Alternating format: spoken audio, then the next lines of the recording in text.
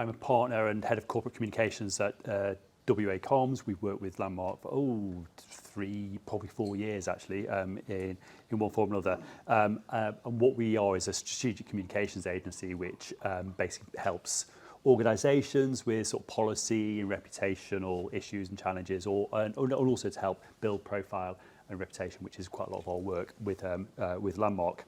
I actually spend a surprisingly large amount of my time doing this sort of thing at the moment, because of the, as Alex said, sort of slightly febrile state we're in terms of the politics. So what I was going to do was, if that's okay, sort of run through a kind of overview really in terms of where, in terms of the elections, policy, state of the parties, that kind of stuff to start with, some of which you may know, some of which you may not, and then go on to some of the kind of policy issues affecting your industry and affecting both from kind of where we would anticipate policy going from both parties. I have to be saying sort of cautionary note at this point is that political parties are notoriously vague when it comes to policies going forward, particularly in areas that may well turn to be controversial. And actually, quite a lot of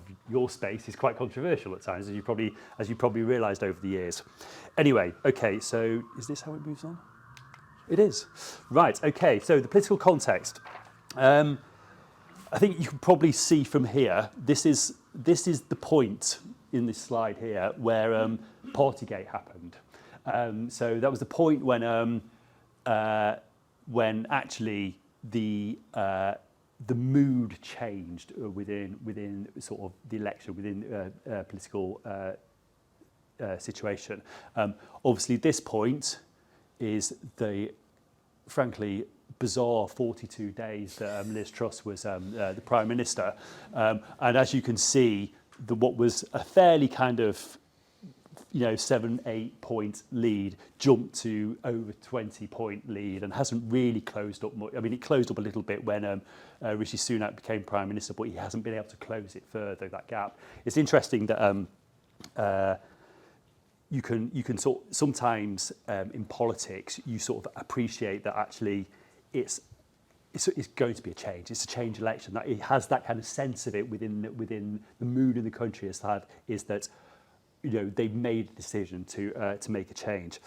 However, as this shows down here, neither Rishi Sunak as Prime Minister, but also Keir Starmer as Labour leader are particularly popular. I mean, it's quite an interesting dynamic that usually you'll see one leader be much more popular. Obviously Boris Johnson was extraordinarily popular when he went into 2019. Well, kind of popular when he went into the 2019 election. I was going to say extraordinarily is probably overcooking it. But actually you do not see the same level of enthusiasm, shall we say, around that. I think there's the sense of change is more about they've messed it up so badly, someone else has got to have a go, rather than, oh my God, they've got a great agenda, let's go with that. So there's an element of that about it which is not always the case in elections. At the moment, and it's a weird one, right? Because the election's probably not going to be until November, but you wouldn't know that because it's almost as though it started, and even the shenanigans in Parliament last night were related to the fact that there was an election happening this year. So campaigning has really begun, and I think the Conservatives are trying to land a strategy, any strategy really, that will help to shift the dialogue, shift the needle in terms of the votes.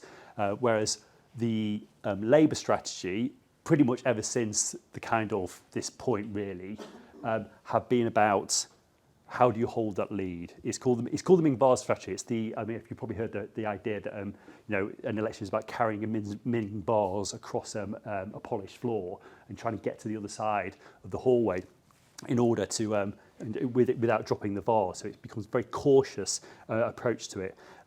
Actually, in some ways, it could be argued that that Labour Party's had a difficult couple of weeks. You're probably all aware of the backtracking on the £28 billion green pledges, and some of that was obviously would have been related to your industry with the warm homes work, but it doesn't seem to have made any impact.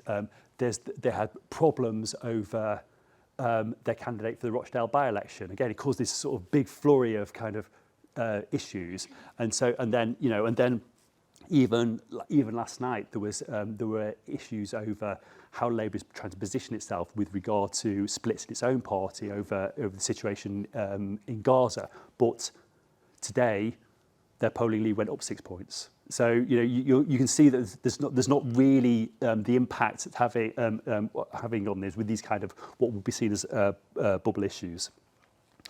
So in terms of where they are, as I say, the Conservative Party are basically in deep trouble. The 2019 electoral coalition, which was a sort of their classic vote in the South, which is that sort of middle class, economically liberal, in terms of their approach, their views on the economy, but also quite becoming increasingly socially liberal group, which primarily in the South and in and around the kind of the sort of suburban areas, and now into some of the more rural areas, it was combined with a traditionally working class, socially conservative, but actually economically quite interventionist group of voters in the north. Actually, that kind of coalition, which kind of built around getting Brexit done and the work around that, was the coalition for the Conservatives in 2019. It's basically been attacked on both sides, and so you've got a situation whereby they are trying to both hold the blue wall, which is the bit in the south, and the red wall at the same time, and they're basically losing on both ends. They've had steady by-election losses and scandals, and the kind of sort of baked in negative perceptions about them, particularly, as I say, following Partygate and following the Liz Truss premiership. But underpinning all of that is the cost of living issues and what can be seen as crumbling public services. They're in that kind of situation. It's like the classic Reaganite line is, "Do you feel poorer than you were when this last lot came in?" And I think for most people the answer is yes, I do. And that leaves them in a situation whereby they're kind of hauled below the water in many ways. They've also got actually Labour's lead is actually boosted by the fact that they're actually leaking votes to sort of the Reform Party, which has kind of been sort of rising in the polls steadily over the last few months, and which obviously, and that's the kind of Farage factor, which is hitting them on one side as well. For Labour, as I said, they're sitting on a really big, consistent poll lead. It's been sort of 18 months really of ruthless message discipline, and that's been maintained. There are questions over the popularity of Keir Starmer, as I said, but he is unassailable in his command of the party. There's no question that he will lead Labour into the general election, and if victory, who will be Prime Minister throughout that period of office. They've achieved record swings in consecutive by-elections. The most recent two, which were Wellingborough and Kingswood, that we were talking swings that almost would have been unheard of not that long ago, and yet are becoming almost usual in the results. They're also making headway into Scotland, which has always been a problem area since the SNP dominance of Scotland since about 2015. Really, I think that's when they started to really take control of Scotland. And actually winning the by-election in Rutherglen and Hamilton has showed them a way to a majority in the general election through Scotland. What they're also trying to do, and I think this is the part, certainly the view around the £28 billion commitment, which was a commitment to kind of sort of green prosperity plan. The idea being that you could invest, can bring in investment into these areas up to 28 billion per year. Stepping back from that is they're basically trying to take all the vulnerabilities away. They're trying to take all those things that might get attacked over. So they're sort of removing those as they go forward. And you have a situation whereby, Rachel Reeves, who's there in the middle, is very much kind of in control of that message around money and finance and fiscal things. They're just basically trying to put up a protective bubble around themselves so that they don't do anything to damage the poll lead that they have. So what have we got coming up this year? Okay, the first thing to watch out for is the spring budget.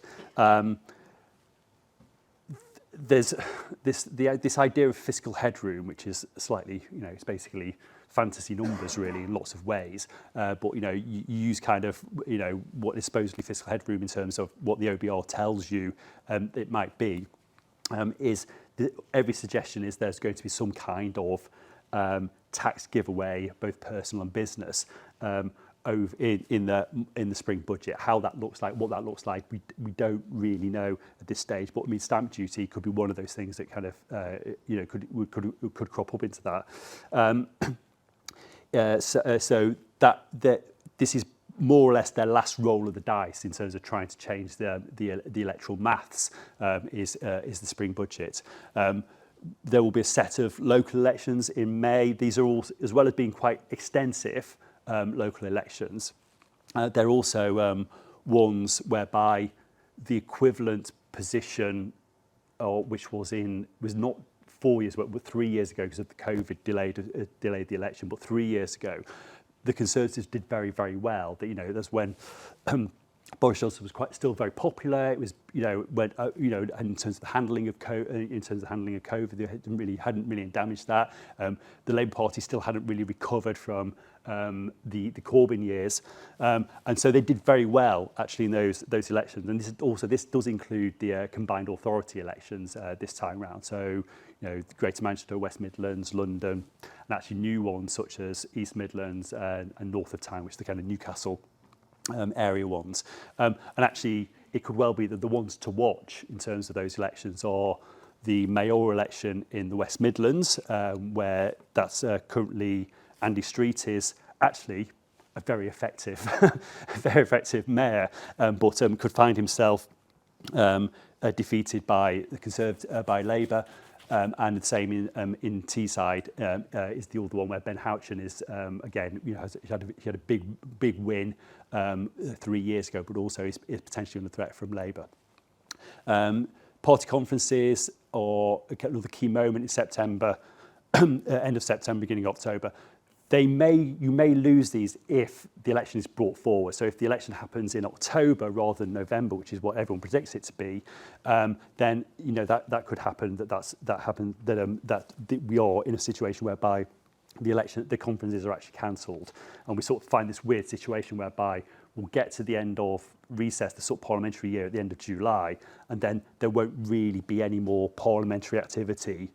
It'll come back a bit in September, but that'll be it and then there'll be a general election, and then we'll be back again. So we could find a situation whereby actually the business of politics in terms of legislation basically comes to a halt at the end of July and doesn't really resume again until after the general election. So anyway, onto the policy stuff. Right.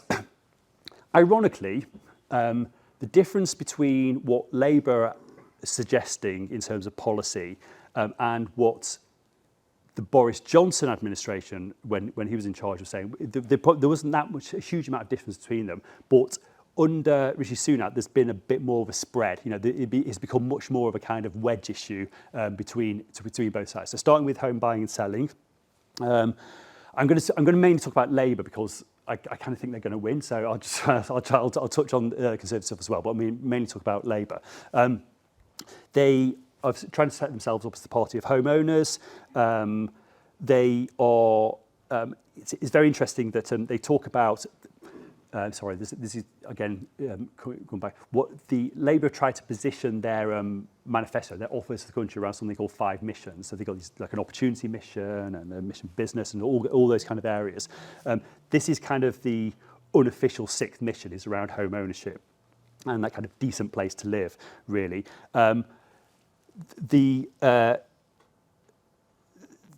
It is very much kind of driving force behind Angela Rayner, who's both deputy leader and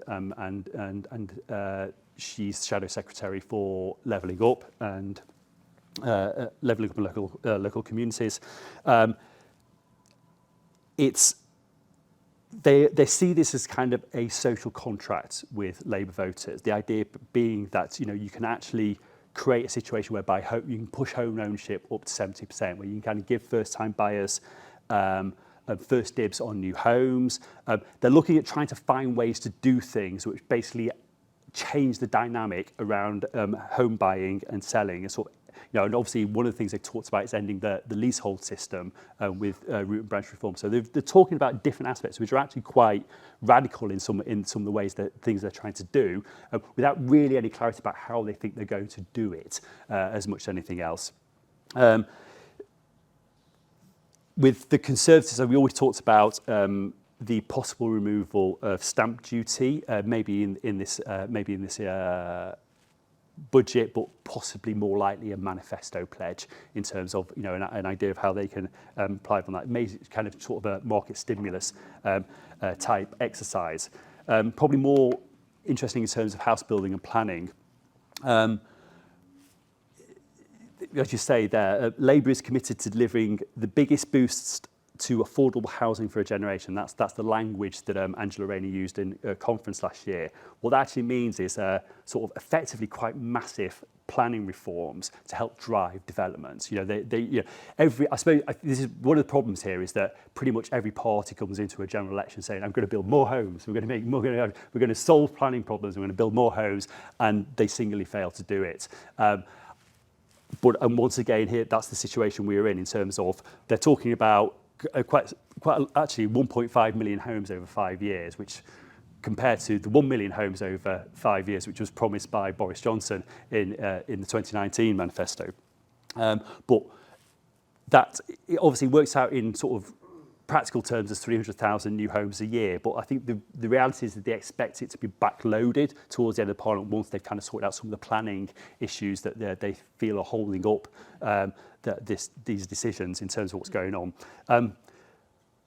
You know this, and we know there is a housing crisis in the UK, and they know that moves to build more homes, to unblock some of those problems around development and housing is going to be very popular with their voters. The people who tend to be younger, tend to be city dwelling, tend to be more renters rather than home owners. In fact, very much and mortgage. Have mortgages rather than own their homes outright. So they're basically trying to lean into their own voters on this.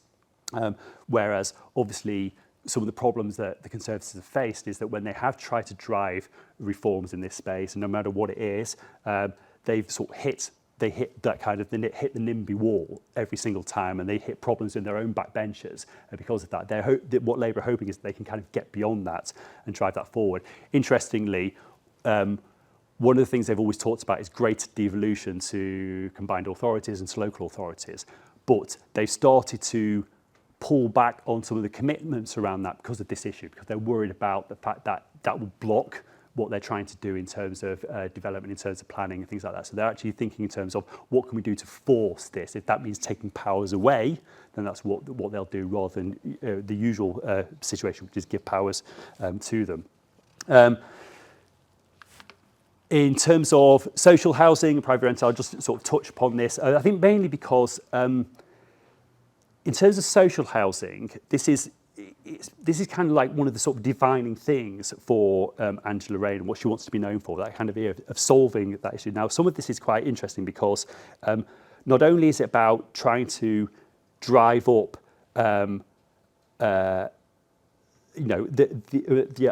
boost in terms of social and affordable housing, but also it's about trying to reduce the right to buy situations, trying to dry up the ability to right to buy. That doesn't necessarily going to get rid of it, but what they're trying to do is basically squeeze the situation to prevent that happening so much.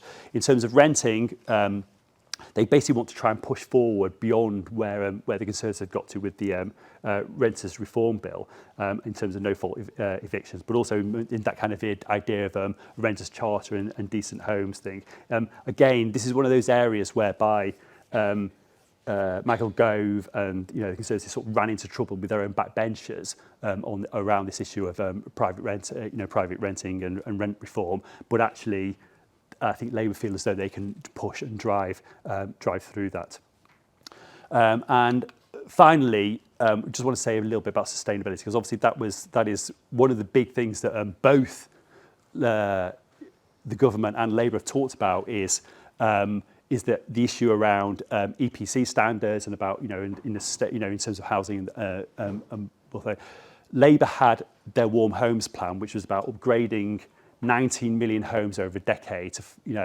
So ultimately, it was just an impossible dream. It's just impossible to even think about how they were going to achieve that. Not only in terms of how they could do, how it's going to be possible, also who was going to do that, how was this going to work in terms of the retrofitting. So they've scaled back that work and talked about 5 million homes, getting, having that kind of making it as sustainable as possible within 5 years.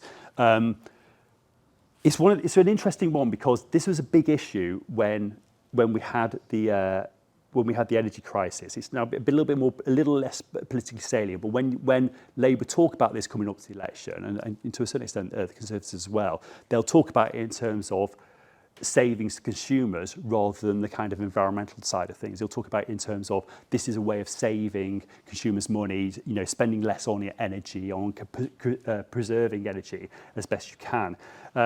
Obviously, what was kind of interesting from the Conservatives' point of view, and this is where, as I say, it talks about things splitting away, was that I think they took the wrong message from the Uxbridge by-election, which was a by-election which they held on in probably this time. Was it this time last year? No, probably probably about 9-10 months ago. They took from it that actually that issue, which was around new LES and around environmental stuff and costs of those things, they thought that this was a way of them bringing back voters to Conservatives, because they talked about let's get rid of some of the problem, some of these kind of green stuff, which will help, which costs money, so which voters don't want.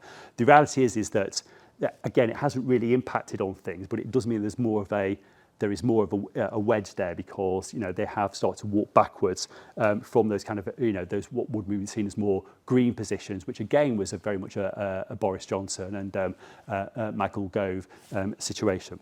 So that was a whistle stop tour, not least because I know I've well overrun as well, kind of thing. As I say, I'm Lee, a partner at WA Communications. If you've got any questions after, then I'm more than happy to talk to you after the session's finished. No worries.